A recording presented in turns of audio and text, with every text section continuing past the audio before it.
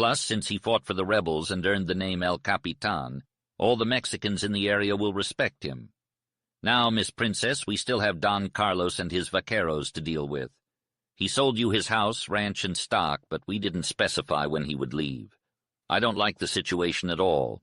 Don Carlos knows something about the cattle I lost and the ones you've been losing. He's in cahoots with the rebels.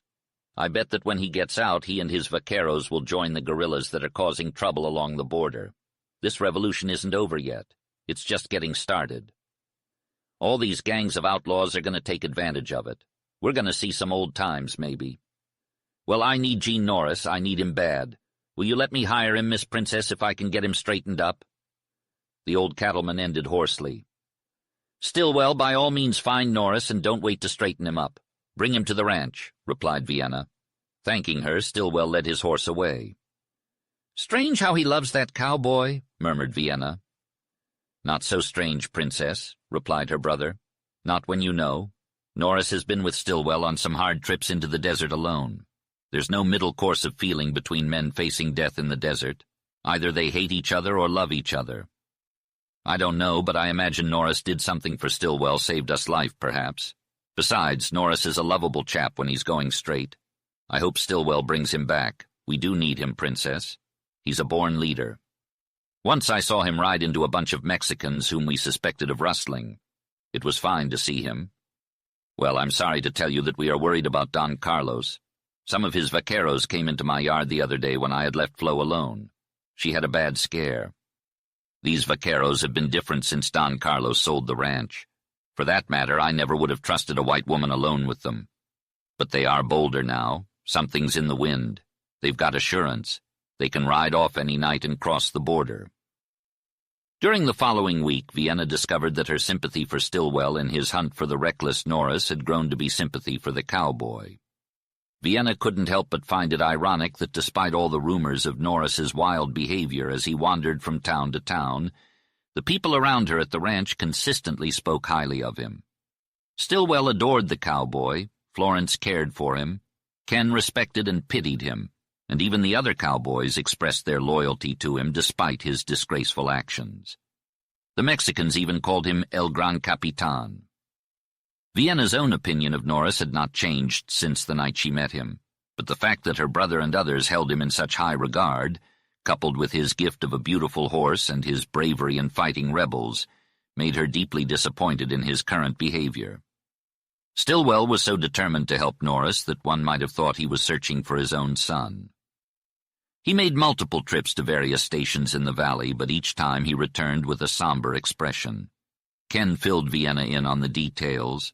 Norris was only getting worse, becoming drunk, disorderly, and violent, and was sure to end up in prison. Then came a report that sent Stillwell rushing off to Rodeo. When he returned 3 days later, he was a broken man. He had been so hurt that even Vienna couldn't get him to reveal what had happened. He only admitted to finding Norris and failing to persuade him to change his ways. When Stillwell spoke about the encounter, he turned purple in the face and muttered to himself, "But Gene was drunk. He was drunk or he couldn't have treated old Bill like that." Vienna was filled with anger toward the cruel cowboy and immense sorrow for the loyal old cattleman. When Stillwell finally gave up, Vienna decided to take matters into her own hands. Stillwell's unwavering faith in the face of Norris's violent behavior and excuses moved Vienna deeply and gave her a new perspective on human nature. She respected the unshakable faith that Stillwell held on to and began to believe that Norris must have some redeeming qualities to inspire such devotion. Vienna longed to have the same faith in humanity that Stillwell had in Norris. Vienna sent Nels to Rodeo to search for Norris and bring him back to the ranch. Nels eventually returned with the roan horse, but without Norris. He explained that he had found Norris half sobered up and in a fight, and someone had knocked him unconscious. When Norris saw the horse, he hugged it and cried uncontrollably. Nels waited for a while, but left when Norris became angry and threatened to shoot them both if they didn't leave.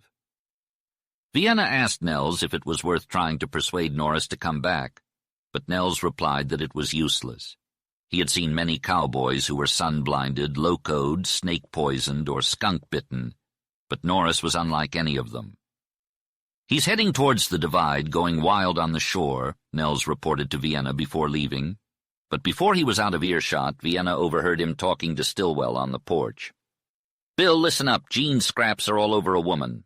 Back in the day, he'd scrap with every pretty greaser girl he met when he was drunk. Pat Haw thinks Gene shot the strange vaquero who was with little Benita last fall. Now Gene's just scrapping to get himself shot for some reason that only God knows." Nells's story about Norris weeping over his horse had a profound impact on Vienna. She convinced Ken to try to help the cowboy. Ken agreed, having already considered going to rodeo on his own. He returned alone, having failed to persuade Norris to return with him.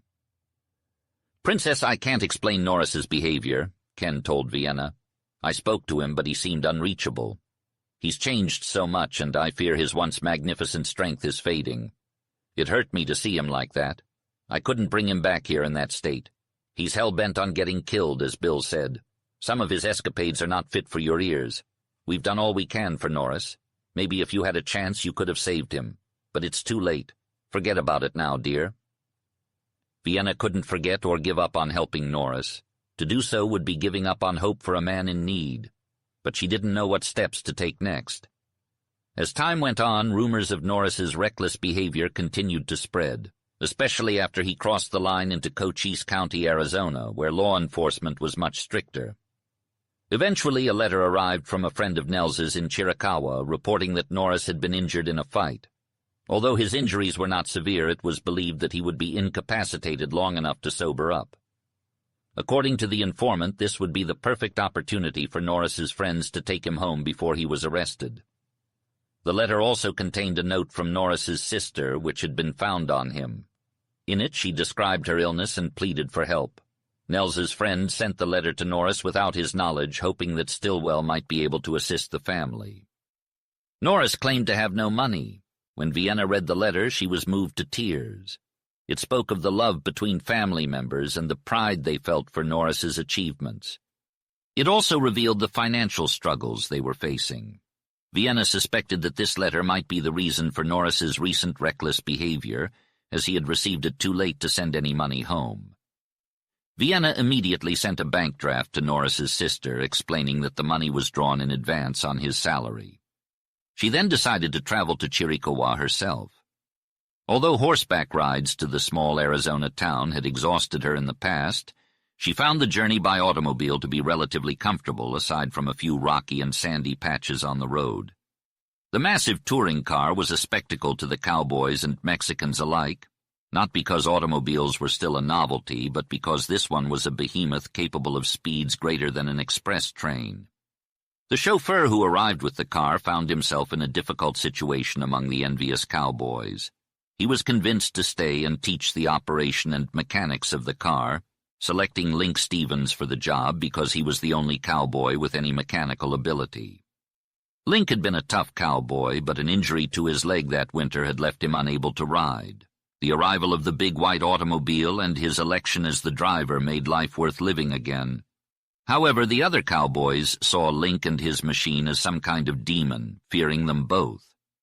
This is why Nels reluctantly agreed to follow Vienna and Florence to Chiricahua on his horse when Vienna asked him to come along. The valley road was smooth and slightly downhill for miles, and Vienna was not opposed to speeding when it was safe. The grassy plain flew past them, and the small dot in the valley grew larger and larger. Link occasionally looked back at Nels, who was clutching his seat with a wild look in his eyes. When the car slowed down while crossing the sandy and rocky areas, Nels seemed to breathe easier. When they stopped in the dusty street of Chiricahua, Nels eagerly jumped out of the car. "Hey, Nels, we'll stay here in the car while you go find Norris," Vienna said. "Miss Florentino, I reckon Gene will run when he sees us, if he's able to run," replied Nels. "Well, I'll go find him, and then we'll figure out what we should do." Nels crossed the railroad track and disappeared behind some low, flat houses. After a little while, he reappeared and hurried up to the car. Vienna felt his gray gaze searching her face. "Miss Florentino, I found him," said Nels. "He was sleeping. I woke him up. He's sober and not badly hurt, but I don't think you should see him. Maybe Florence?" "Nels, I want to see him myself." "Why not?" "What did he say when you told him I was here?" Vienna interrupted. "Sure, I didn't tell him that. I just said, 'Hello, Gene.' And he said, 'My God, Nels, maybe I'm not glad to see a human being.'" He asked me who was with me, and I told him Link and some friends. I said I'd bring them in. He protested, but I went anyways. Now, if you really want to see him, Miss Florentino, it's a good chance. But it's a touchy matter, and you'll be pretty upset when you see him. He's lying in a Mexican hole over here. The Mexicans have probably been kind to him, but they're a poor lot, Nels explained. Vienna didn't hesitate for a moment. Thank you, Nels. Take me there now. Come on, Florence. They left the car, now surrounded by gaping-eyed Mexican children, and crossed the dusty space to a narrow lane between red adobe walls. Passing several houses, Nels stopped at the door of what appeared to be an alleyway leading back. It was filthy. He's in there around the first corner. It's a patio, open and sunny. And Miss Florentino, if you don't mind, I'll wait here for you. I don't reckon Gene would like any guys around when he sees you girls, said Vienna's friend, causing her to hesitate and approach Norris's hideout slowly. She hadn't considered how Norris might feel upon being suddenly surprised by her presence. Florence, you wait also, Vienna instructed her friend before entering the dilapidated patio alone. The area was littered with alfalfa straw and debris, all illuminated by the bright sunlight.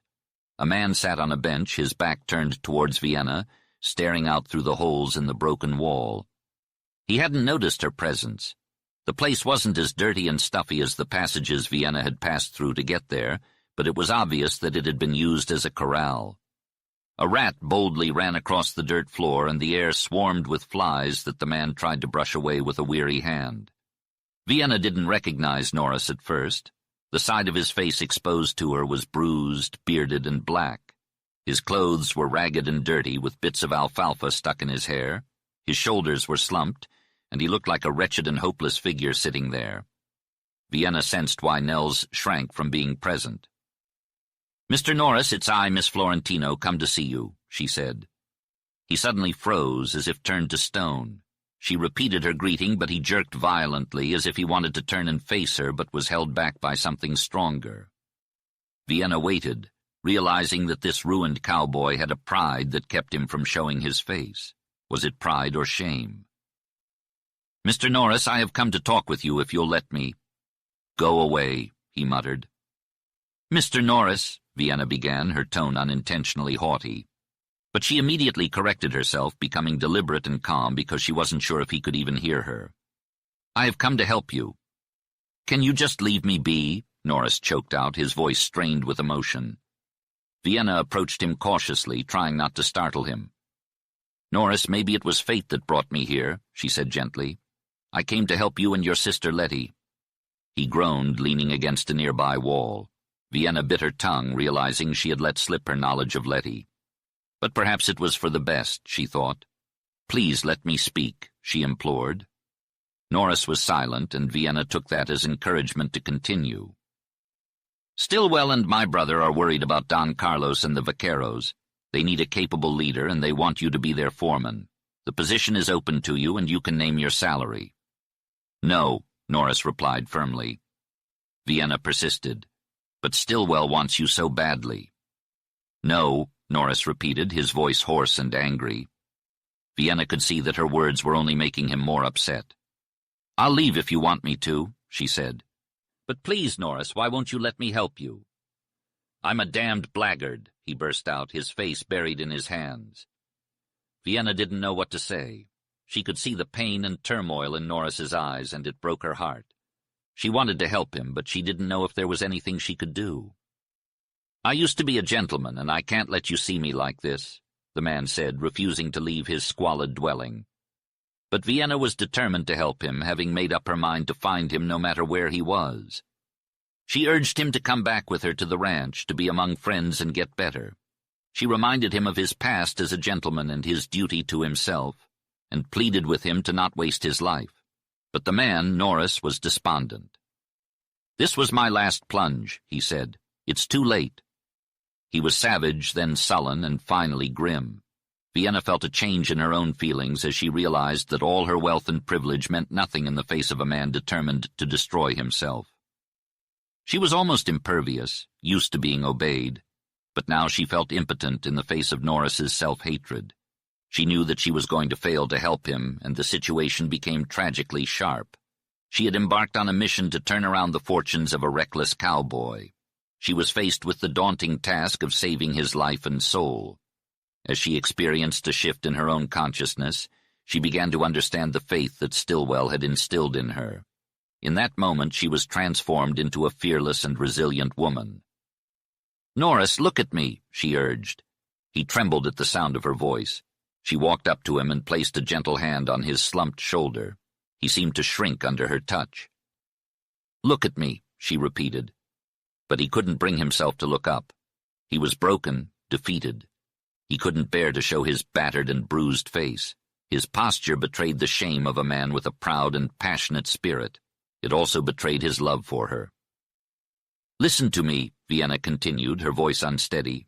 "The greatest men are those who have fallen the farthest, sinned the most, suffered the most, and then fought their way back to redemption. I believe you can overcome this despair and become a better man." "No," he cried. "Listen to me again. I know that you are deserving of Stillwell's love. Will you come back with us for his sake?" "No, it's too late," he insisted. "Norris, the most important thing in life is to have faith in human nature. I have faith in you. I believe that you are worth saving," she countered. "You're just being kind," he protested. "I mean it from the bottom of my heart," she replied, sensing a glimmer of hope in his eyes. "Will you come back with us, even if it's not for your own sake or Stillwell's, but for mine?" "What am I to a woman like you?" he asked, incredulous. "You're a man in need of help, Norris." "I'm here to help you, to show you that I believe in you," she said. "If I thought it would make a difference, I'd try," he replied. "Listen," she began, speaking softly and quickly. "I don't give my word lightly. Let this be a testament to my faith in you. Look at me now and tell me you'll come." He struggled to lift his heavy frame as if trying to shake off a great burden. Slowly he turned to face her. His face was a mess of bruises and scars, evidence of the physical abuse he had endured. But in that moment Vienna saw something beautiful in his eyes, a flicker of hope. "I'll come," he whispered hoarsely. "Give me a few days to straighten things out, and then I'll come." Chapter 10. As the week came to a close, Stillwell gave Vienna some news. Norris had arrived at the ranch and was staying with Nels. "Gene's not doing well. He looks terrible," the old cattleman said. "He's so weak and shaky that he can't even lift a cup. Nels says that Gene has had some really bad spells. A little bit of liquor would straighten him out, but Nels can't get him to drink anything. He's had to sneak some liquor into his coffee. However, I think we'll be able to pull Gene through. He's forgotten a lot. I was going to tell him what he did to me up at Rodeo, but I know that if he believed it, he'd be even sicker than he is. Either Gene is losing his mind or something really strange is going on with him." From then on, Stillwell confided in Vienna daily, as she seemed to be the person who understood him the best. Norris was truly ill, and they had to send Link Stevens to fetch a doctor. Slowly but surely, Norris began to recover and was eventually able to move around. Stillwell said that the cowboy lacked any interest and seemed like a broken man. However, he later modified his statement as Norris continued to improve. As Norris recovered from his illness, the cowboys resumed their teasing of him, which had been a common occurrence before his ailment.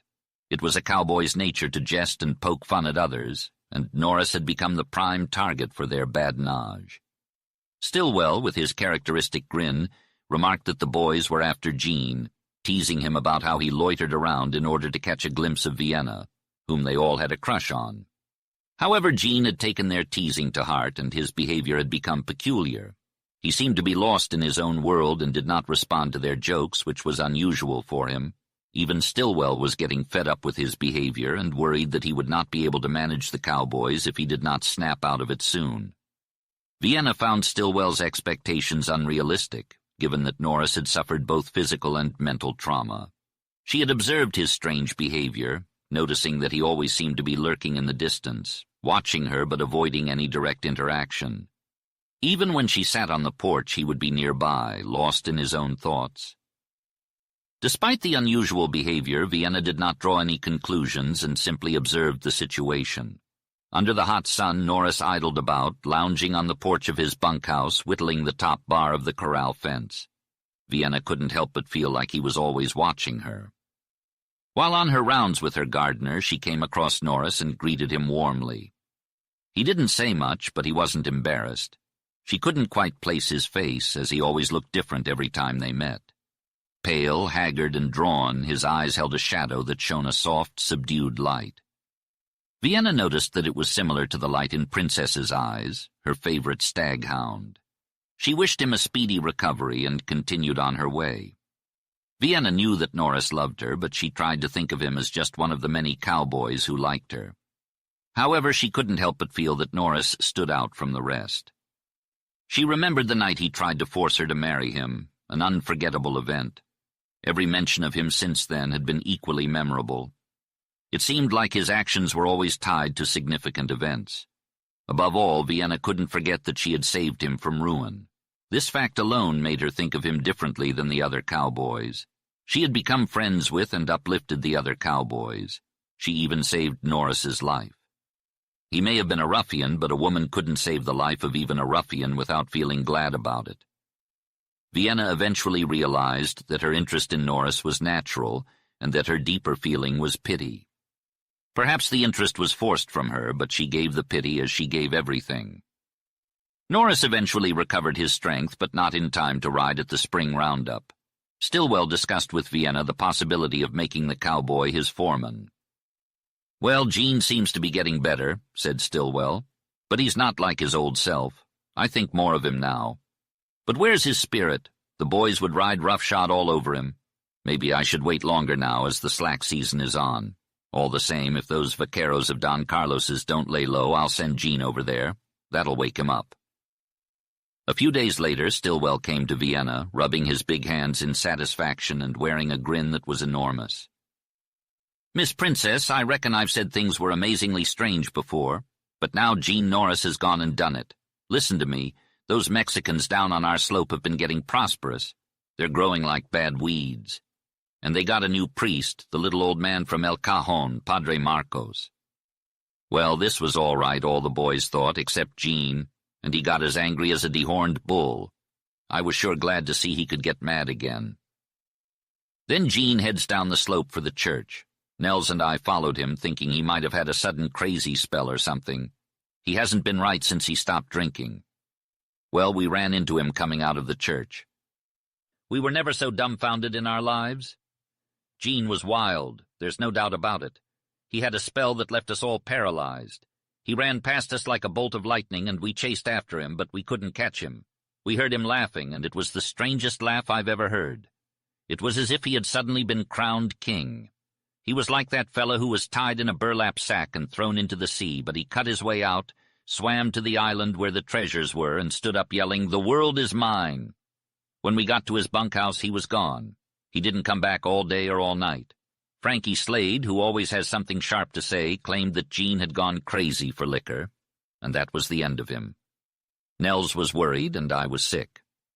This morning I went over to Nels's bunk, and some of the guys were there, all speculating about Gene. Then, as big as life, Gene strutted around the corner. He wasn't the same Gene. His face was pale, and his eyes burned like fire. He had that old mocking, cool smile, and something else that I couldn't quite understand. Frankie Slade made a comment, not any worse than what he'd been saying for days, and Gene punched him, knocking him out of his chair, and then walked all over him. Frankie wasn't hurt so much as he was bewildered. "Gene," he said, "what the hell got into you?" And Gene replied kind of sweetly, "Frankie, you might be a nice fellow when you're alone, but your talk is offensive to a gentleman." After that, everything that was said to Gene was met with a nice smile. Now, Miss Princess, I'm at a loss as to what caused Gene's sudden change. At first I thought maybe Padre Marcos had converted him. I actually thought that. But I reckon it's just Gene Norris coming back, the old Gene Norris, and then some. That's all I care about. I'm remembering how I once told you that Gene was the last of the cowboys.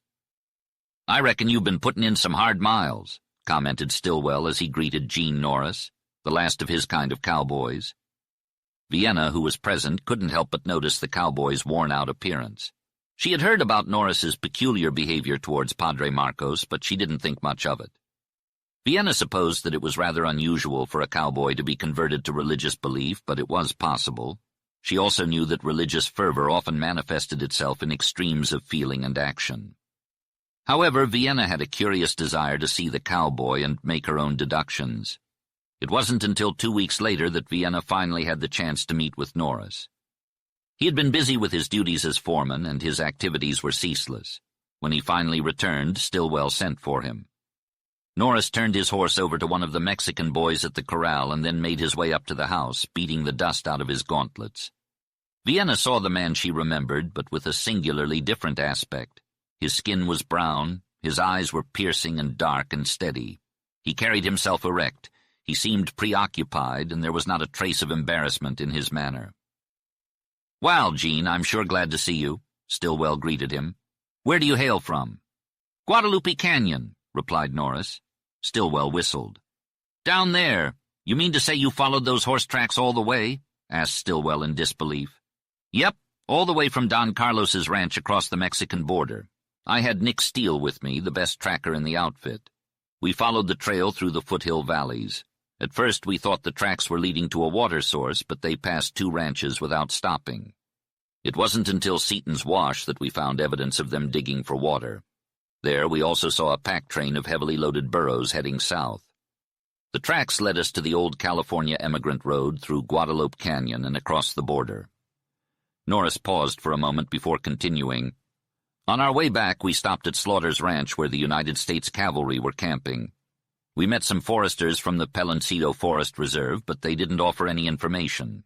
So we made our way back home." "Well, I reckon that's enough information," said Stillwell. "Miss Florentino needs to know about this. It's time to make a report to her." Norris turned his gaze to Vienna, cool and collected. "We're losing a few cattle on the open range. The vaqueros are driving them at night, some across the valley and others up to the foothills. However, I haven't seen any cattle being driven south. It's a tactic to distract the cowboys. Don Carlos is a Mexican rebel who's been smuggling arms and ammunition across the border, pretending to raise cattle all this time. He was for Madero against Diaz, but now he's against Madero for not keeping his promises. Another revolution is on the horizon, and all the arms are coming from the states across the border." The burros that were mentioned were carrying illegal goods. "That's the cavalry's problem. They're patrolling the border," Ken said. "They can't stop the smuggling of weapons, especially in that remote area," Norris replied. Vienna asked, "What's my responsibility in this?" Stillwell interjected, "Well, Miss Princess, it has nothing to do with you. It's my and Norris's business. But I wanted you to know. There might be some trouble following my orders." "Your orders?" Vienna questioned. "I want to send Norris to fire Don Carlos and his vaqueros off the range. They have to leave. Don Carlos is breaking the law of the United States and doing it on our property with our horses. Do I have your permission, Miss Florentino?" Stillwell requested. "Of course you do. Stillwell, you know what to do. Ken, what do you suggest?" Vienna asked. "It'll cause problems, Princess, but it has to be done," Ken replied. "You have a group of Eastern friends coming next month. We need the range to ourselves then. But Stillwell, if you drive those vaqueros off, won't they stay in the foothills? They are a dangerous group," Ken added. Stillwell was worried. He walked back and forth on the porch with a scowl on his face. "Gene, you have a better plan for this greaser situation," Stillwell said. "What do you think?" "He has to be forced off," Norris said calmly. "The Don is clever, but his vaqueros are violent.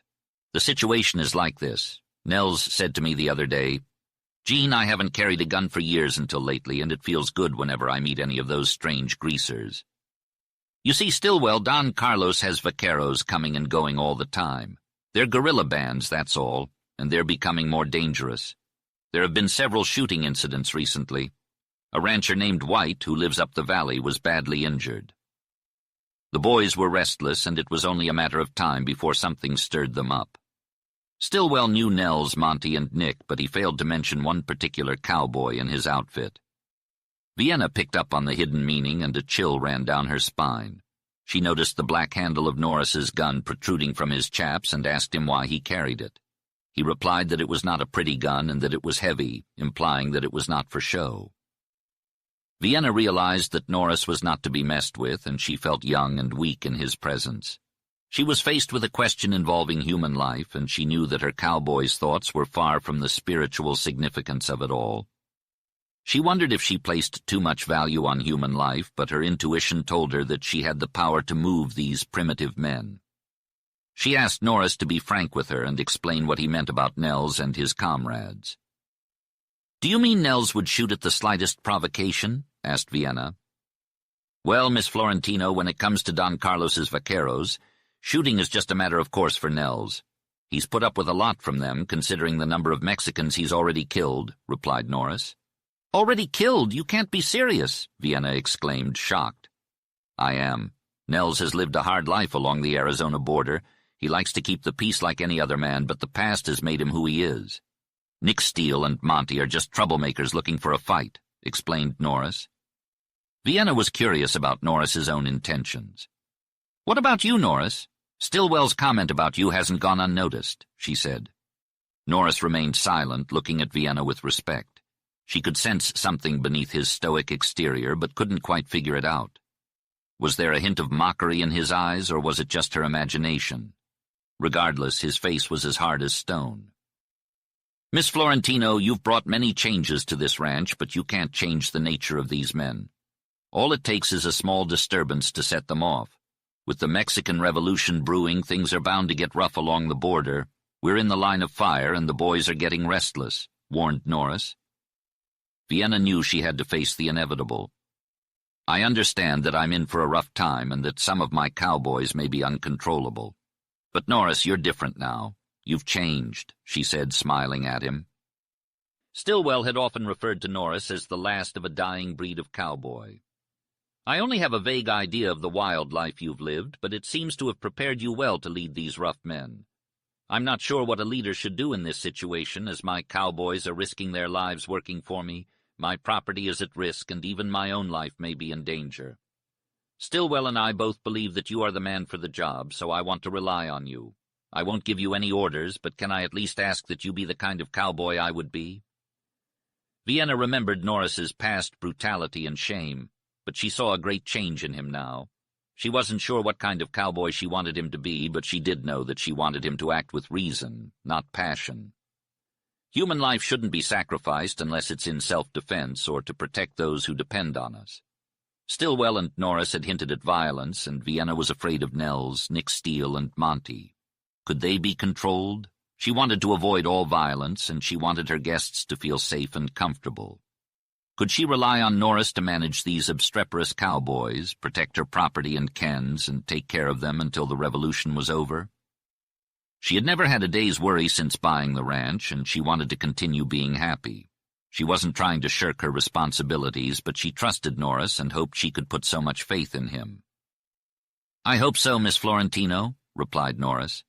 He didn't waste any time in accepting the task, fully aware of the responsibility that came with it. Stillwell and Vienna remained silent as he bowed and left, his spurs clinking as he walked down the path. "Well, well," exclaimed Stillwell. "That's quite a job you've given him, Miss Princess." "It was a woman's cunning, Stillwell," said Ken. "My sister was always good at getting what she wanted as a kid. A smile or a few sweet words, and she had it." "Vienna, what a character to give me," protested Vienna. "I was serious about Norris. I trust him, and he seems unbreakable. I was scared of the vaqueros, and both Stillwell and Ken convinced me to rely on Norris. I admitted my helplessness and looked to him for support." "Princess, whatever made you choose him was a stroke of diplomacy," replied Ken.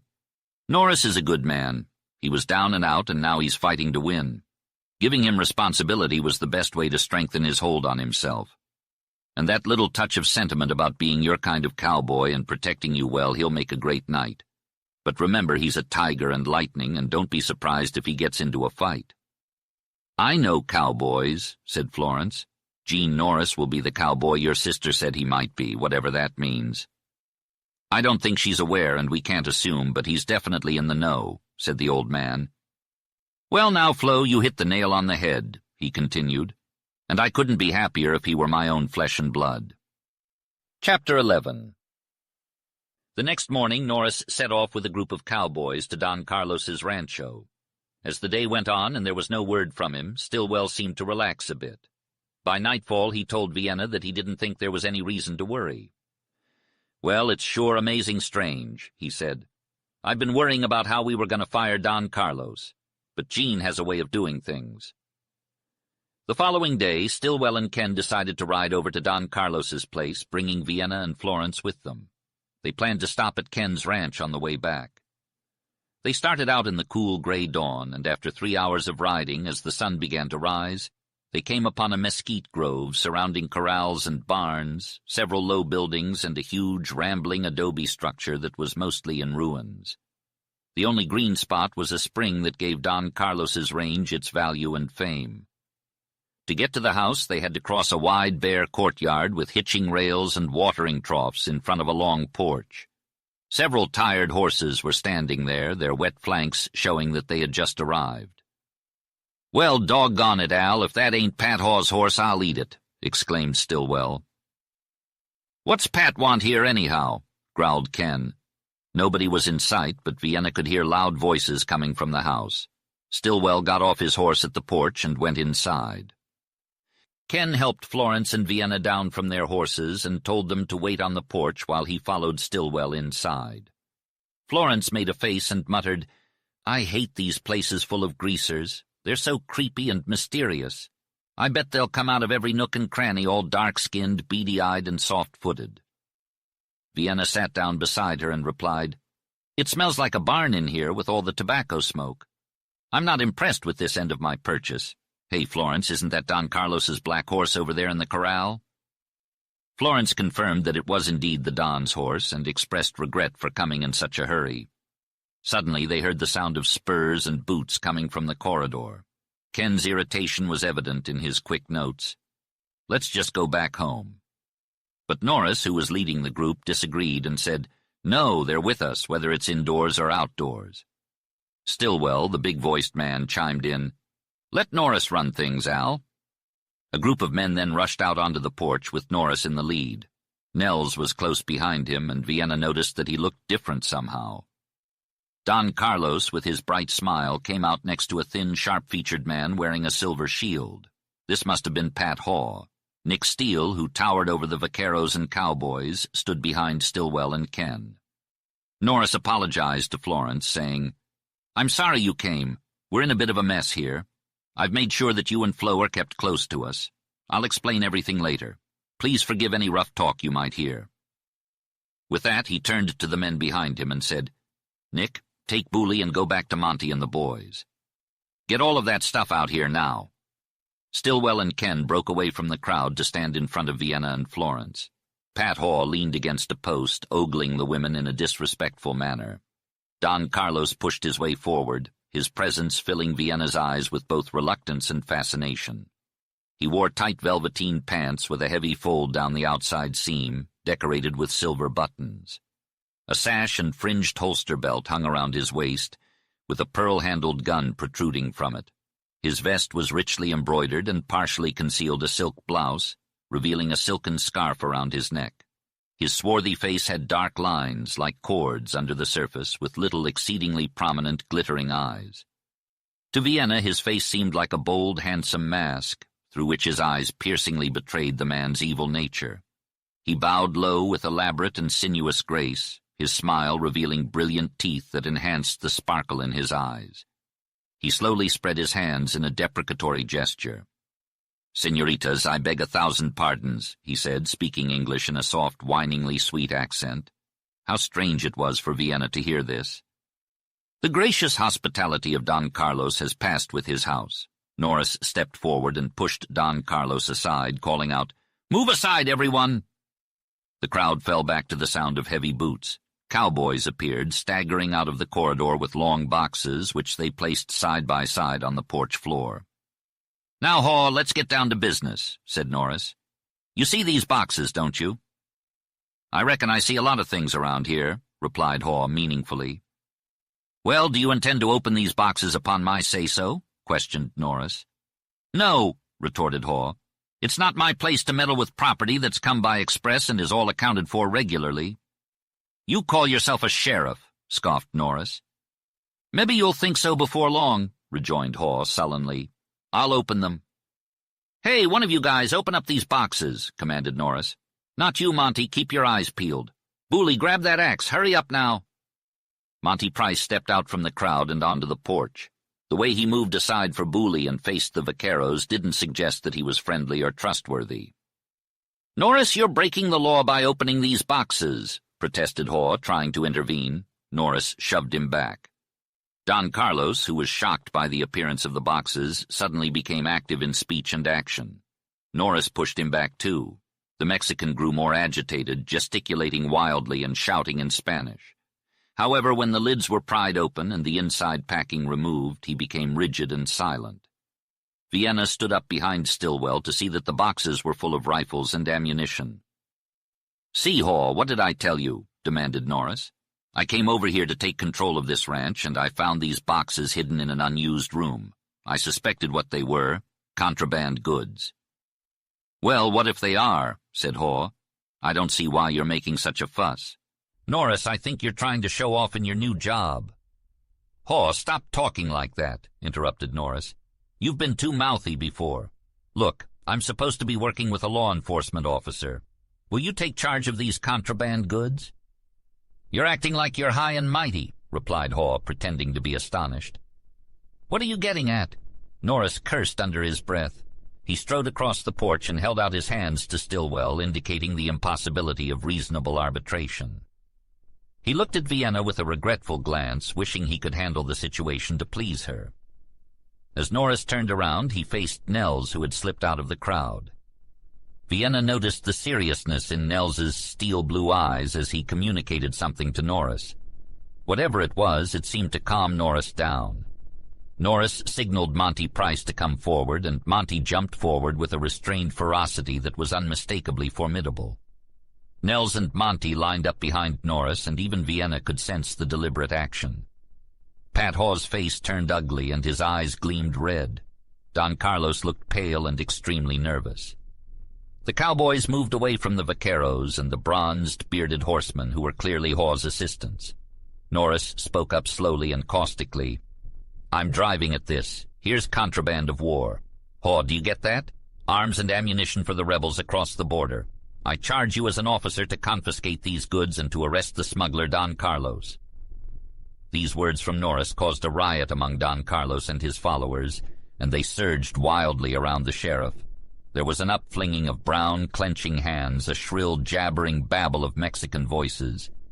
The crowd around Don Carlos grew louder and denser with the addition of armed vaqueros and barefooted stable boys and dusty-booted herdsmen and blanketed Mexicans, the last of whom suddenly slipped from doors and windows and corners. It was a motley assemblage. The laced, fringed, ornamented vaqueros presented a sharp contrast to the bare-legged, sandal-footed boys and the ragged herders. Shrill cries, evidently from Don Carlos, somewhat quieted the commotion. Then Don Carlos could be heard addressing Sheriff Haw in an exhortation of mixed English and Spanish. He denied, he avowed, he proclaimed, and all in rapid, passionate utterance. In a fit of rage, Don Carlos tossed his black hair and waved his fists, stamping the floor. He denied knowledge of the contraband goods, their contents, and their destination. All he admitted was that they were there, damning evidence of someone's involvement in breaking neutrality laws. Despite his passionate denial, his denunciation of Norris was even more intense. "Senor Norris, he killed my vaquero," Don Carlos shouted, accusing Norris of killing his cowboy.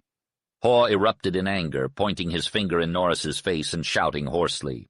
Suddenly a young vaquero tried to intervene, but Norris was quicker.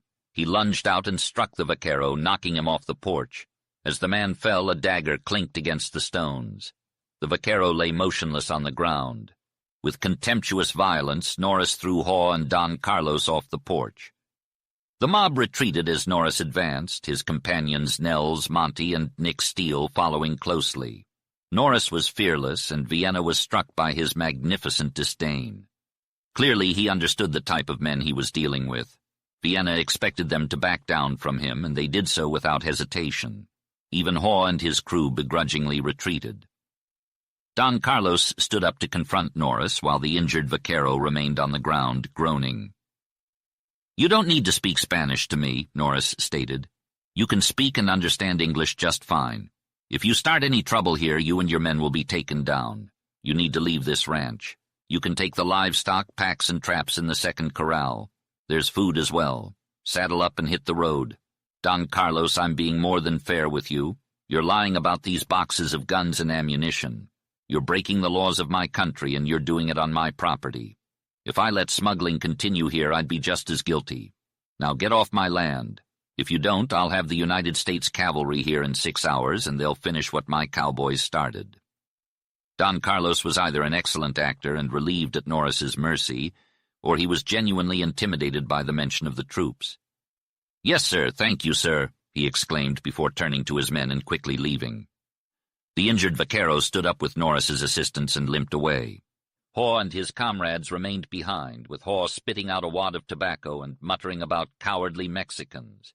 He looked at Norris with a calculating eye and said, "So, are you going to kick me off the land too?" Norris responded, "If I ever do, Pat, you'll need to be carried off." "You and your deputies are kindly requested to leave," said Norris. "We'll leave, but we'll be back someday, and when we do, we'll put you in chains," replied Haw. "If you have a problem with me, let's settle it right here in the corral," challenged Norris. "I'm an officer, and I don't fight outlaws unless it's necessary for me to make an arrest," replied Haw. "You're a disgrace to the county, Pat Haw. If you ever manage to put me in chains, you'll take me somewhere secluded, shoot me, and then claim it was self-defense. It wouldn't be the first time you've pulled that trick," accused Norris. Haw laughed mockingly and began to walk towards the horses. Suddenly, Norris's arm shot out and grabbed Haw's shoulder, spinning him around. "You're leaving, Pat, but before you go you need to show your cards or crawl away," demanded Norris. "You've got a problem with me man to man. Speak up now and show me you're not the coward I've always thought you were. I've called your bluff." Haw's face turned a dark shade of purple. "You can bet I've got a problem with you," he snarled. "You're just a low-down cowpuncher who never had a decent job or a dollar until you got mixed up with that Florentino woman." Without hesitation, Norris's hand lashed out and slapped Haw across the face. Haw's sombrero fell to the ground as his head jerked back. As he bent over to pick it up, his hand shook violently and his whole body trembled.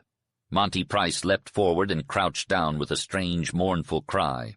Norris stood still, his body tense, bending slightly. "If you need to mention Miss Florentino, go ahead," said Norris calmly, but with a dangerous undercurrent to his voice. Haw struggled with his fury for a moment, but eventually managed to rein it in. "I said you were a low-down, drunk cowpuncher, tough as damn near a desperado as we ever had on the border," Haw deliberately taunted, his words directed at Norris, but his burning gaze fixed on Monty Price. "I know you shot that vaquero last fall, and when I get my proof, I'm coming after you." "That's all right, Haw. You can call me what you want, and you can come after me whenever you want," Norris retorted. "But you're going to get in trouble with me.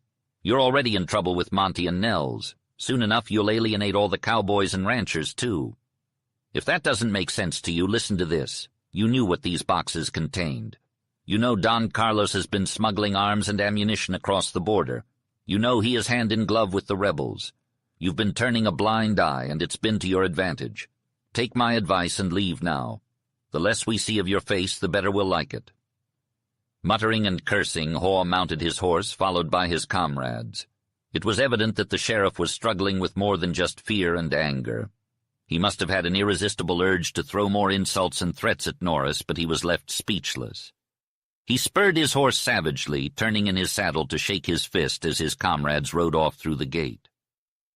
Later that day, Vienna and Florence, accompanied by Ken and Stillwell, left Don Carlos's ranch. Vienna was relieved to leave the Mexican's home, which was even more unappealing and uncomfortable inside than it was on the outside.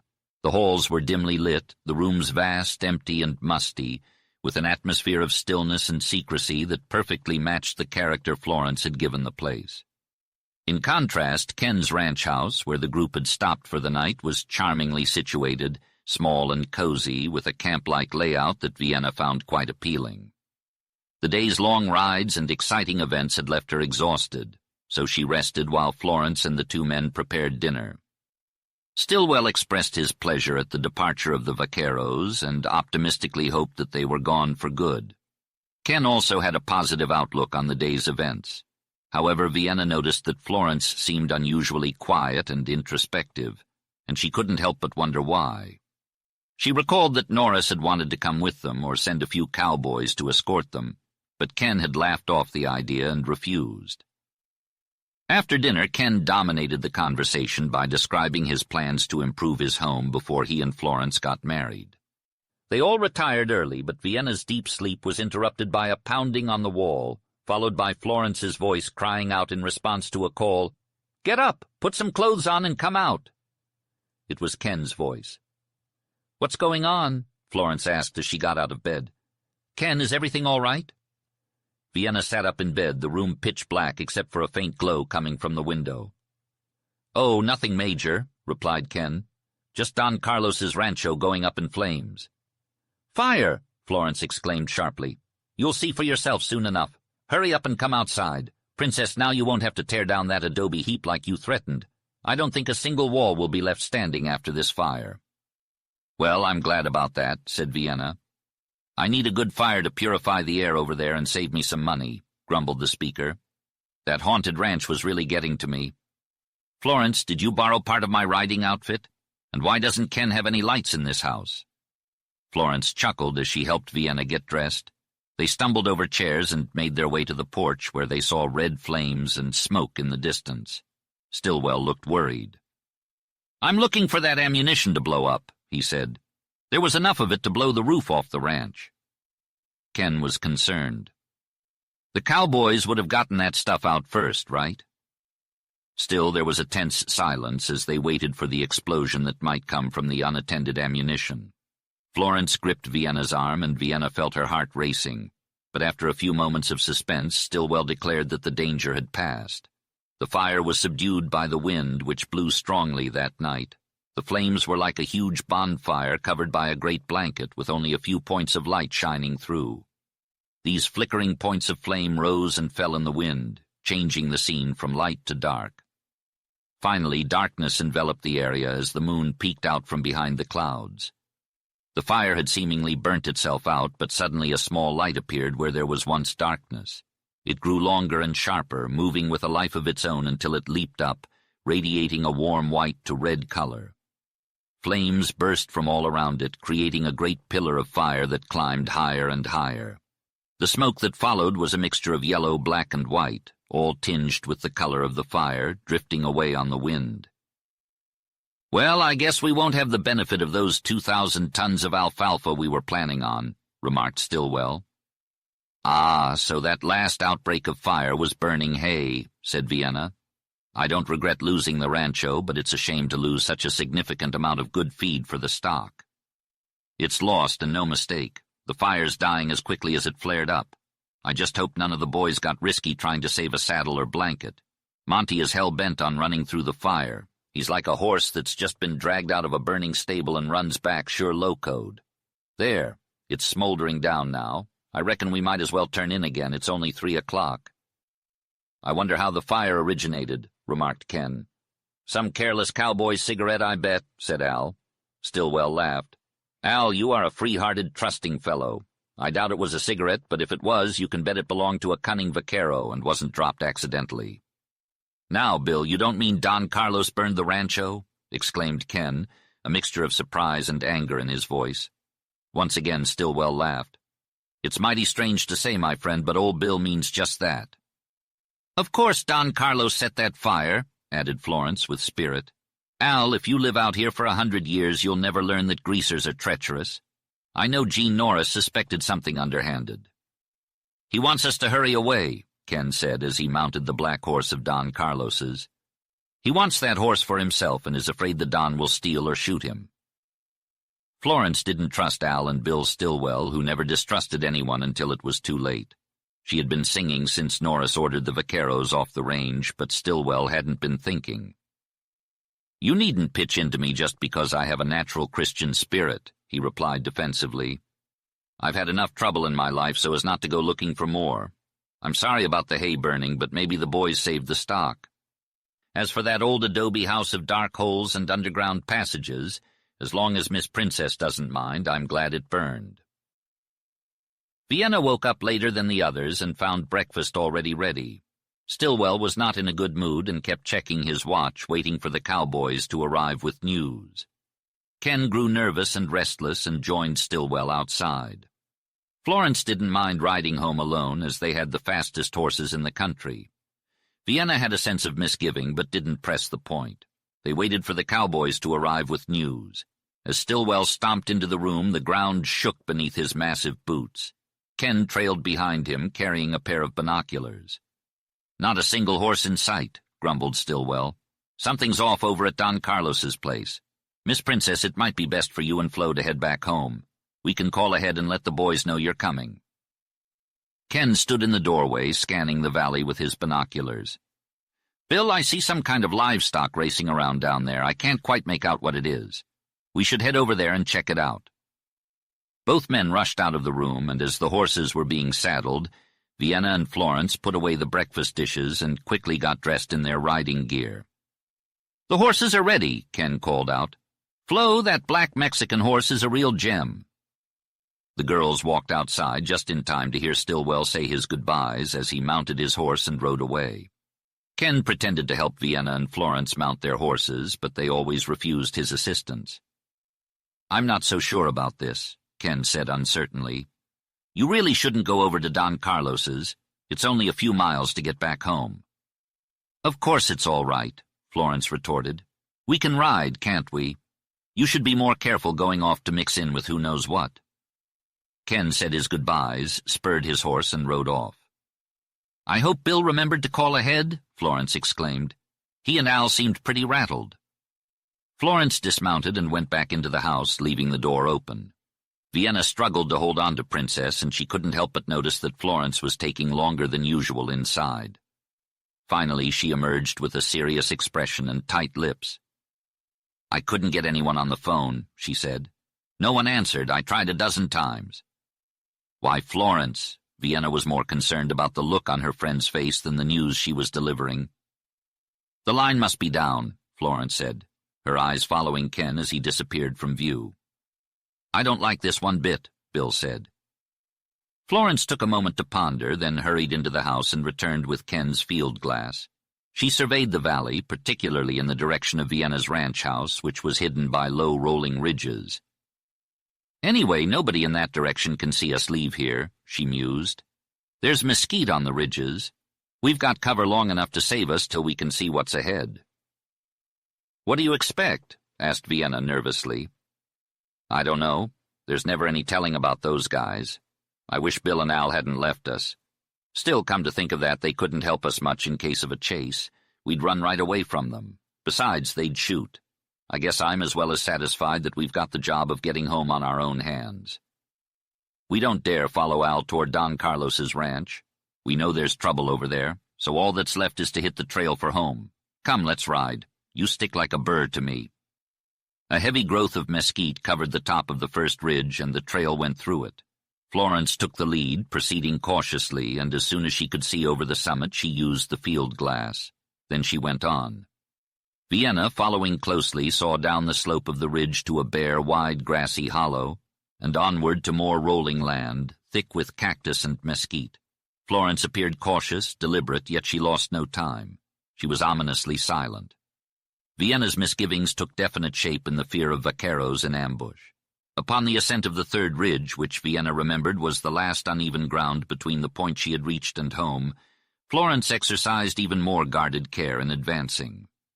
As she ascended the ridge, Vienna dismounted and secured her horse to a nearby tree. She motioned for Vienna to stay put while she ventured ahead, disappearing into the mesquite brush. Vienna waited anxiously, taking in her surroundings but not fully present. She was listening for any sounds that might indicate danger. Suddenly she noticed Princess's ears were perked up. Florence appeared moments later, her face as white as a sheet. "Shh," Florence whispered, holding up a warning finger. "We're in trouble. A whole bunch of vaqueros are hiding among the mesquite over the ridge. They haven't seen or heard us yet. We need to ride ahead, cut off the trail, and beat them to the ranch." Vienna was alarmed. "Is there danger? What should we do?" "There's danger, Vienna," Florence replied earnestly. "Things have turned out just as Gene Norris hinted. We should have listened to him. I'm afraid he knew something we didn't." "What did he know?" Vienna asked, confused. "Never mind now, we can't take the back trail. I have a plan to fool Don Carlos. Give me your white sweater and hat. Hurry, Vienna." Vienna complied, still unsure of what was happening. Florence's gray eyes glinted mischievously as she put on Vienna's white clothing. "Now, let's ride," Florence said, mounting her horse. "We'll pretend to be two young girls out for a leisurely ride. Don Carlos won't suspect a thing." She had discarded her sombrero and jacket, offering them to Vienna. "Here, take these. Give me yours. Then get on the black horse. I'll ride Princess. Hurry up now, Vienna. We don't have time to chat." "But why do you want me to do this? Ah, you're trying to trick the vaqueros into thinking I'm you," Vienna exclaimed. "You guessed it. Will you—" "I won't allow you to do such a thing," Vienna interrupted. It was then that Florence's face transformed into the hard, stern expression so common among cowboys. Vienna had seen it before on Ken's face, and on Norris's when he was quiet and always on Stillwell's. It was a look of iron and fire, an unchangeable, unquenchable will. There was even a hint of violence in the swift action Florence took to change Vienna's clothes. "It was my idea anyway, even if Norris hadn't suggested it," Florence explained, her words as quick as her movements. "Don Carlos is after you, Miss Vienna Florentino. He wouldn't ambush just anyone. He's not killing cowboys these days. He wants you for some reason. Jean thought so, and now I do too. We'll know for sure in 5 minutes. You ride the black horse, and I'll ride Princess. We'll sneak through the brush out of sight and sound until we can break out into the open. Then we'll split up. You head straight for the ranch, and I'll go to the valley where Jean said the cowboys were with the cattle. The vaqueros will mistake me for you. They all recognize those striking white clothes you wear. They'll chase me, but they'll never catch me. And you'll be on a fast horse that can take you home before any vaqueros can catch up to you. You won't be chased. I'm betting everything on that. Trust me, Vienna. It's not just my calculation. It's because I remember Norris. That cowboy knows things." "Listen up," Florence said. "This is the safest and smartest way to trick Don Carlos." Vienna felt more obligated than convinced and climbed onto the black horse while taking the bridle. She followed Princess's tracks, with Florence leading the way at right angles and carefully maneuvering through the mesquite. Florence avoided breaking any branches and frequently paused to listen for any signs of danger. After a detour of about half a mile, Vienna was able to see open ground with the ranch house nearby and cattle scattered throughout the valley. While her courage remained intact, the familiar sights somewhat eased the pressure on her chest. Nonetheless, excitement coursed through her veins. Suddenly, a horse's shrill whistle caused both the black and Princess to jump. Florence urged them to quicken their pace down the slope, and soon Vienna caught sight of the brush's edge, the gray-bleached grass, and the level ground. Florence halted at the opening between the low trees and gave Vienna a bright, quick glance. "That's it. Just ride now and keep your cool." When Florence wheeled the fiery roan and screamed in his ear, Vienna felt herself grow limp and helpless. The big horse launched into a thunderous gallop, reminiscent of Benita's wild night ride with her flowing hair. Florence's hair streamed in the wind and shone like gold in the sunlight, but Vienna's focus remained on the ride. Then hoarse shouts shattered Vienna's concentration, and she spurred the black into the open. He wanted to run and was swift, but he was difficult to control. Nevertheless, he was fast, and Vienna cared for nothing else. Vienna was well versed in the ways of horses, and she could tell that the black stallion had realized he was free and carrying a light load. She attempted to guide him with the bridle a few times, but he stayed on course, galloping through patches of mesquite and jumping over cracks and washes with ease. Vienna felt a rush of excitement as the wind whipped through her hair and the gray ground flashed beneath her. She didn't know what she was running from, but she couldn't shake the memory of Florence's warning. Vienna strained to hear the sound of approaching hooves behind her, and she couldn't help but look back. To her relief, there was no one in sight for miles. She turned to look down the valley slope and saw Florence riding Princess in a zigzag pattern, pursued by a group of vaqueros. Vienna's heart raced as she watched one of the men prepare to throw his lasso, but he wasn't able to get close enough. Another vaquero attempted to intercept the horse, but the roan swerved to avoid him. Vienna realized that Florence was riding the horse in a panicked and uncontrolled manner, likely due to her lack of experience with wild horses. Despite this, Vienna saw that Florence was gradually gaining ground on the vaqueros and making her way down the valley. Vienna hadn't lost her focus, even with the thrill of the race between Florence and the vaqueros. She knew the terrain well and kept her own mount in mind. But when she looked back at Florence, she saw that the girl was no longer being chased by the vaqueros. Instead, Princess was running with incredible speed and grace towards the valley, with Florence riding him like the wind. Vienna felt a rush of pride and awe for her friend, knowing that the West taught women to be strong and fearless. As she watched Florence disappear over a low knoll, Vienna's thoughts turned to her own ride and the ranch. She had tried to call ahead, but the phone lines were down. She rode towards the ranch, taking an alternate route and approaching from the south. When she reached the back of the house, she was relieved that no one was around to witness her arrival. She slowed her horse and continued on. As soon as she got off her horse, he took off and started trotting away. When he got to the top of the slope, he stopped and lifted his head up, perking his ears. Then he let out a loud whistle and ran down the lane. Vienna knew something was up because of the whistle, but she didn't expect a group of strange horsemen riding quickly down the hollow from the foothills. Fear gripped her like cold hands, and she ran as fast as she could into the safety of the house. Chapter 12. Vienna quickly bolted the door and instructed the servants to lock themselves in the kitchen. She then hurried to her own rooms and began securing the heavy shutters.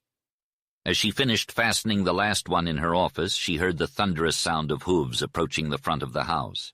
She caught a glimpse of wild, unkempt horses and ragged, dusty men.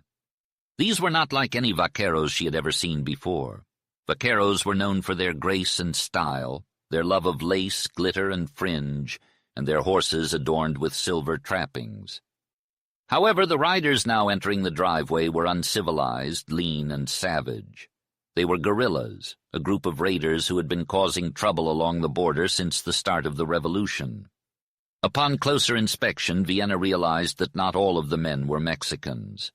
The presence of outlaws made her realize the gravity of her situation.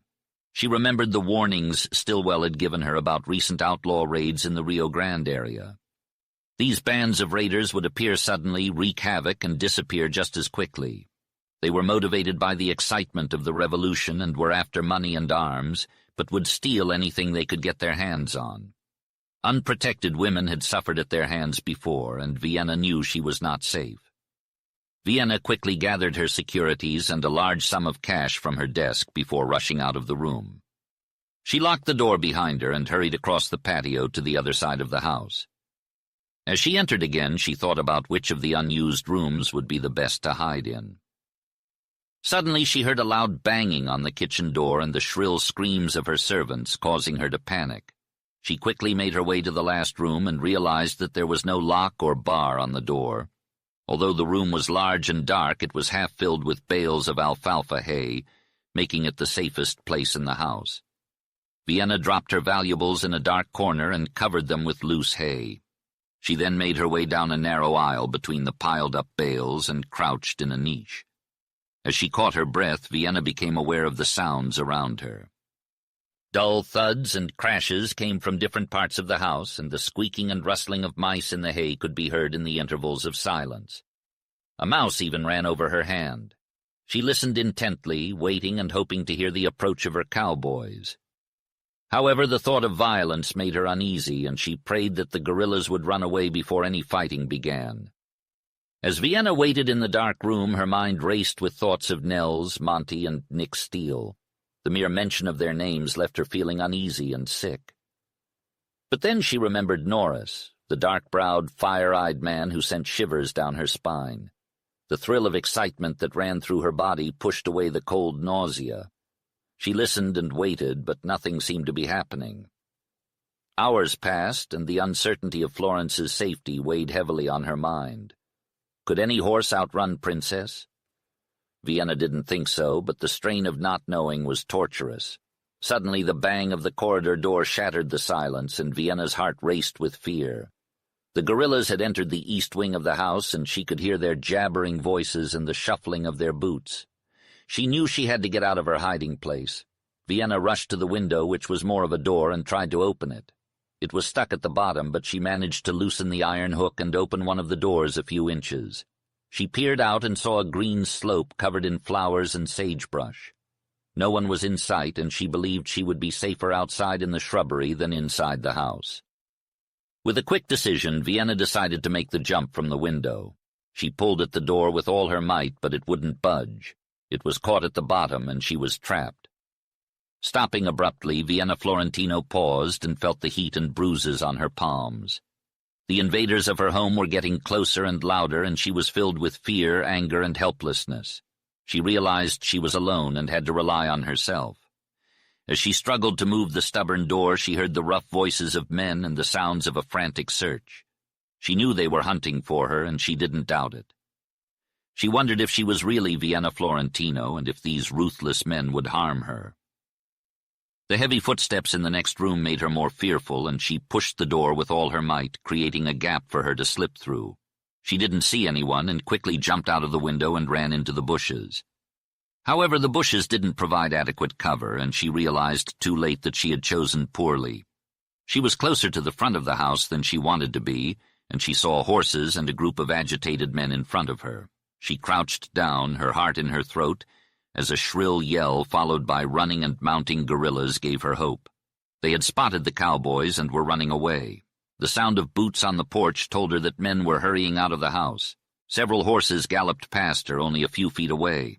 One rider noticed her and turned to shout back, which sent Vienna into a panic. She started to run away from the house, but her feet felt heavy, and she was overwhelmed with the same sense of powerlessness she felt when she dreamed of being chased. Riders on horseback raced past Vienna, their shouts echoing through the shrubbery. The sound of thundering hooves grew closer and closer, and Vienna turned to try and escape. But it was no use. She was being chased down. Just as she thought she was about to be trampled underfoot, a strong hand grabbed her waist, lifting her up and out of harm's way. However, the shoulder of the horse still hit her with a heavy blow, and her arm was wrenched as she was pulled onto the horse. Despite the blinding pain, Vienna managed to stay conscious as she was carried away at breakneck speed. Eventually, the horse's movements became less violent, and Vienna slowly began to regain her senses. She realized she was lying across a saddle, her head hanging down towards the ground. She couldn't move her hands and struggled to orient herself, but eventually saw a Mexican boot with a large silver spur, the legs of a horse, and a dusty trail. Vienna's head swam with pain and motion as she was carried for what felt like hours. Finally, someone lifted her off the horse and laid her on the ground. As the blood drained from her head, she began to take in her surroundings. She was in a grove of fir trees, and the sun was setting. She smelled wood smoke and heard horses crunching grass nearby. When she turned her head, she saw a group of men gathered around a campfire, eating ravenously like wolves. Vienna shut her eyes when she caught sight of her captors. The Mexicans were thin and had scraggly beards. They looked like they were starving. None of them had coats, and only a few had scarves. Some of them had belts with cartridges, but only a few had guns, and they were all different kinds. Vienna couldn't spot any packs or blankets, and the cooking utensils they had were battered and blackened. She saw a few men who she thought were white, but she could only tell from their features, not their skin color. She had seen a group of robbers before, and this group of outlaws reminded her of them. The group seemed to be hungry and watchful. Vienna figured they were waiting for someone, but they didn't seem worried about a posse catching up to them. She couldn't understand most of what they were saying, but when they mentioned Don Carlos, she felt scared again.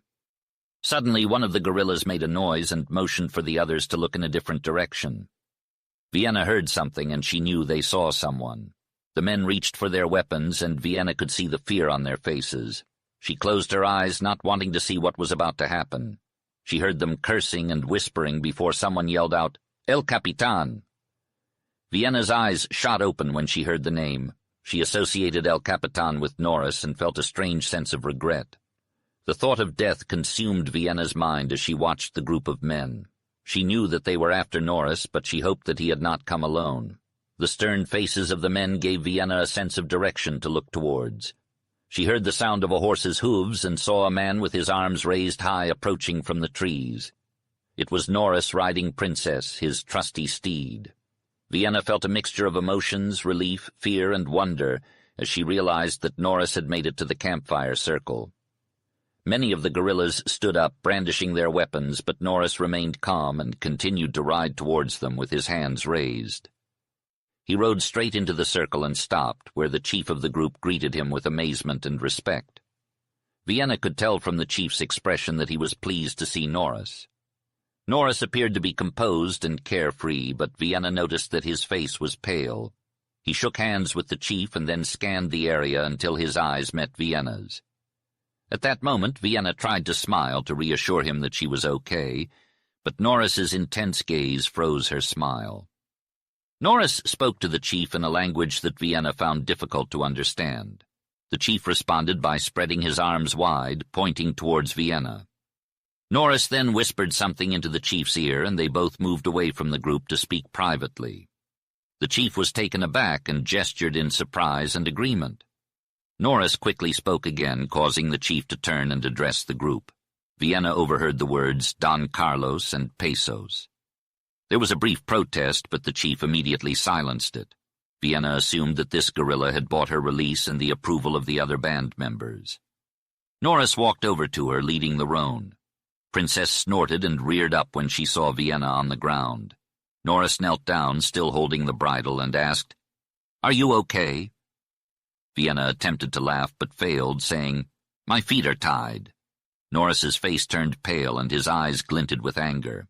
He loosened the bonds around her ankles with his strong hands. Without a word, he lifted her up and onto Princess. Vienna swayed in the saddle and held onto the pommel with one hand, trying to lean on Norris's shoulder with the other.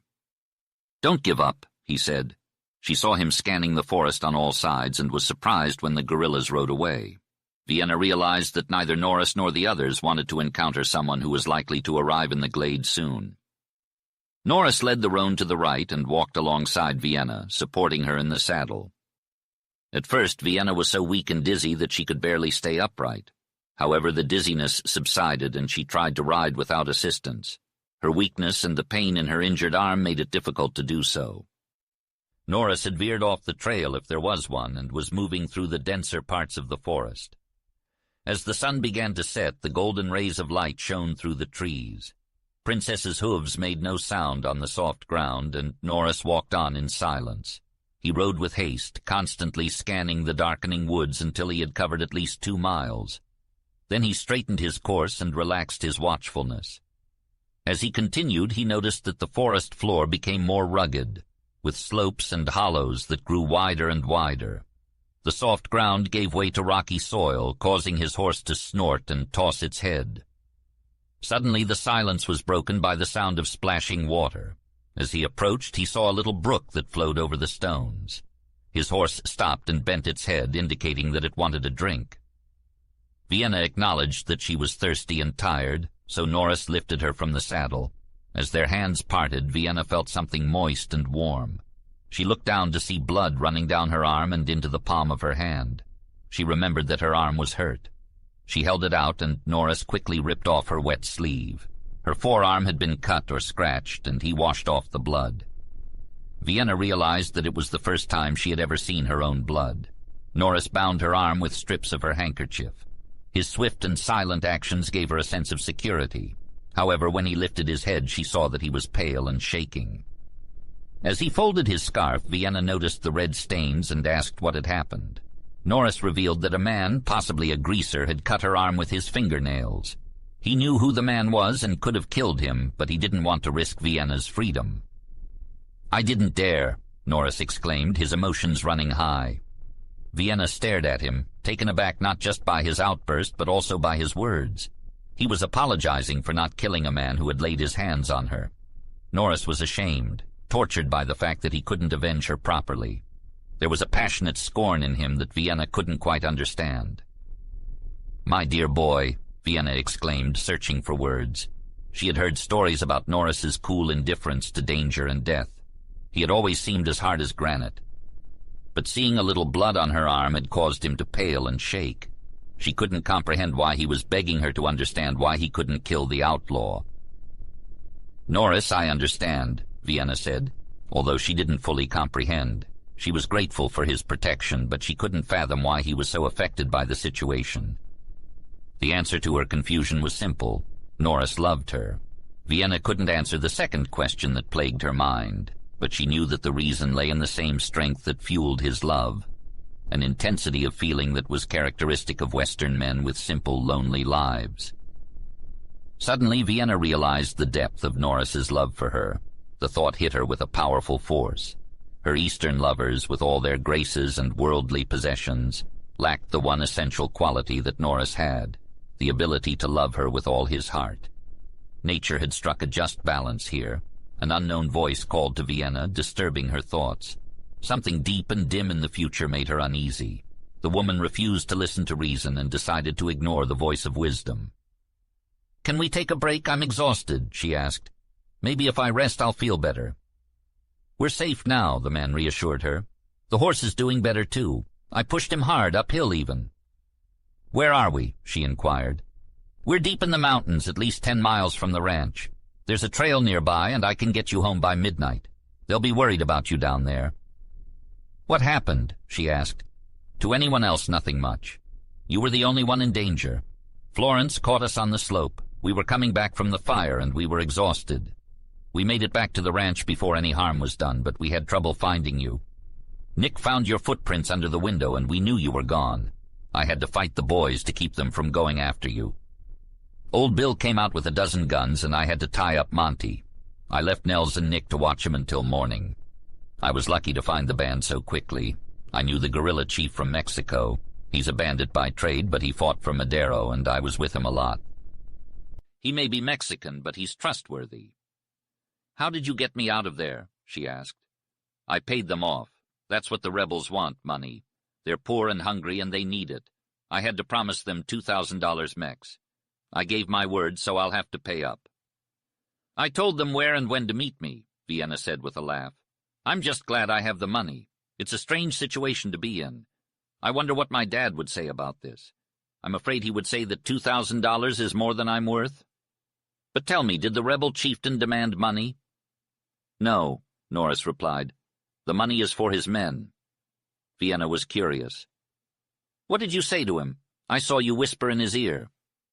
Norris looked down, avoiding her gaze. "We were comrades before Juarez. One day I saved him from a ditch. I reminded him of that and told him something I thought would help." Vienna sensed that Norris had spoken about her. "I heard Don Carlos's name mentioned several times. What do Don Carlos and his vaqueros have to do with this?" "That greaser has everything to do with it," Norris said grimly. "He burned his ranch and corrals to keep us from getting them, but he also did it to draw all the boys away from your home. They had a deep plot, all right. I left orders for someone to stay with you, but Al and Stillwell, who are both hot-headed, rode off this morning. Then the guerrillas came down." Vienna was confused. "What was the point of the plot?" "To get you," Norris said bluntly. Vienna was taken aback. "Me? Norris, you don't mean that my capture, or whatever you call it, was anything more than a mere accident?" "I do mean that," Norris replied.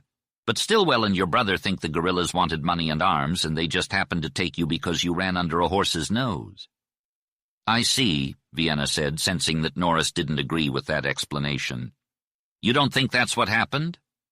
"No, I don't," Norris said. "Neither do Nels or Nick Steele, and we know Don Carlos and the greasers." Vienna asked Norris what he thought about the vaqueros chasing Flo. He hesitated to answer, but Vienna insisted. She wanted to know why Nels and Nick suspected Don Carlos of plotting to abduct her. Norris explained that Nels had seen Don Carlos look at Vienna and threatened to shoot him if he ever saw him do it again.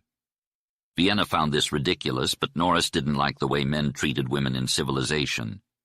Vienna was surprised by Norris's statement and reminded him of the night she came to him. He looked ashamed and then suddenly lifted his head with flaming eyes, asking her to imagine if he had met an ordinary girl and made her marry him. He believed he would have stopped being a drunkard and treated her well. Vienna didn't know what to think of him. As the sun set, Norris rebridled the horse and mentioned that Don Carlos hoped to make off with Vienna for himself, treating her like a poor peon slave girl down in Sonora. He suspected that Don Carlos had a deeper plot than his rebel friend told him, even hoping for American troops to chase him. The rebels were trying to stir up the United States. They would welcome intervention, but regardless, the greaser had evil intentions towards Vienna from the moment he laid eyes on her. "That's all there is to it," Norris said. "Norris, you have done my family and me a service that we can never repay," Vienna said gratefully. "I did the service, but don't mention repayment to me. However, there is something I want to tell you, and it's hard for me to say. It's not coming from pride or conceit, but from what I know you think of me and what I imagine your family and friends would think if they knew. Such a woman as you should never have come to this God-forsaken country unless she meant to forget herself. But as you did come, and as you were dragged away by those devils, I want you to know that all your wealth and position and influence, all that power behind you, would never have saved you from hell tonight. Only a man like Nels, Nick Steele, or myself could have done that, Norris admitted. Vienna realized that the truth was a great leveling force. No matter the difference between her and Norris, or whatever imagined difference set up by false standards of class and culture, the truth was that on this wild mountainside she was just a woman and he was just a man. She needed a man, and if she had a choice in this situation, it would have been him who stood before her. She pondered this realization as Norris said, "I reckon we'd better start now," and drew the horse close to a large rock. "Come." Vienna's will was stronger than her body, which she admitted for the first time was in pain. She didn't feel much discomfort except when she moved her shoulder. Once in the saddle, where Norris lifted her, she drooped weakly. The journey was rough, and each step the horse took caused Vienna pain. The slope of the ground made matters worse, throwing her forward onto the pommel. As the terrain grew rockier, her discomfort intensified until it was all she could focus on. Finally, Norris spoke up. "Here is the trail." Just then Vienna's horse swayed, and she would have fallen from the saddle if Norris hadn't caught her. He muttered under his breath, "This won't do. Throw your leg over the pommel, the other one there." Norris mounted the horse and slipped behind Vienna, lifting and turning her. He held her with his left arm so that she lay across the saddle and his knees, her head resting on his shoulder. As the horse began to walk, Vienna gradually lost all pain and discomfort as she relaxed her muscles. She let herself go and lay inert, greatly relieved. For a moment she felt like she was half drunk with the gentle swaying of a hammock. Her mind became dreamy yet active, as if thoughtfully recording the slow, soft impressions pouring in from all her senses. The red glow of the sunset faded in the west. Vienna could see out over the foothills where twilight was settling gray on the crests, dark in the hollows. Cedar and pinyon trees lined the trail, and there were no more firs. At intervals, huge drab-colored rocks loomed over her. The sky was clear and steely, and a faint star twinkled. Lastly, she saw Norris's face, once more dark and impassive, with his inscrutable eyes fixed on the trail. His arm, like a band of iron, held her, yet it was flexible and yielded her to the motion of the horse. One instant she felt the brawn, the bone, heavy and powerful, the next the stretch and ripple, the elasticity of muscles. He held her as easily as if she were a child. The rough texture of his flannel shirt grazed her cheek, and beneath it she felt the dampness of the scarf he had used to cleanse her arm. Deeper still, she could hear the steady thump of his heart. She pressed her ear against his chest, and the strong, vibrant beat filled it like a mighty engine deep within a great cavern. She had never rested her head on a man's breast before, and she was not particularly fond of it. But there was something mysterious and captivating about the position. It felt natural, and it made her think about life. As the cool wind blew down from the heights, her hair tumbled about, and strands of it curled softly into Norris's face, across his lips. She was unable to reach it with her free hand to refasten it. When she shut her eyes, she felt the loose strands brushing against his cheeks. In the midst of these vivid sensations, she caught the scent of dust and a faint, wild, sweet tang on the air. The low, rustling sigh of wind in the brush along the trail added to the atmosphere. Suddenly the silence was broken by the sharp bark of a coyote, and then from far away a long wail. Princess's metal-rimmed hoof rang on a stone. These sounds lent credibility to the ride for Vienna. Otherwise it would have felt like a dream. Even so, it was hard to believe. She wondered if she was really Vienna Florentino, the woman who had begun to think and feel so much. Nothing had ever happened to her before, and now adventure, perhaps death, and certainly life, were playing about her like her hair played about Norris's face. She couldn't believe the evidence of the day's happenings. Would any of her people or friends ever believe it? Could she even tell them? It was impossible to think that a cunning Mexican might have used her to further the interests of a forlorn revolution. The memory of the emaciated rebels haunted her, and she couldn't believe her luck in escaping them. She felt safe now, and the concept of self-preservation finally made sense. The arrival of Norris in the glade and the bravery he displayed when confronting the outlaws felt as real to her as the arm that held her close. Was it her intuition that urged her to save him when he was sick and hopeless in the Chiricahua shack?